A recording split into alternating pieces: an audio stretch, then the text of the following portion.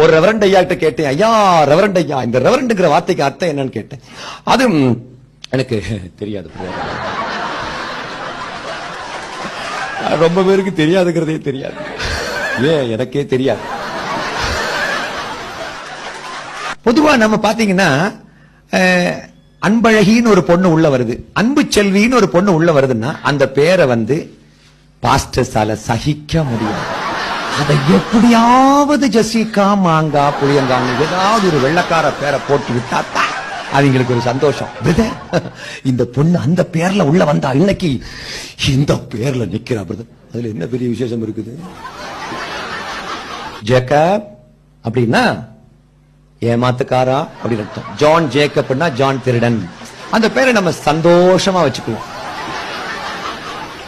ஆமா, Jacob Jacob அப்படின்னா திருடா திருடா.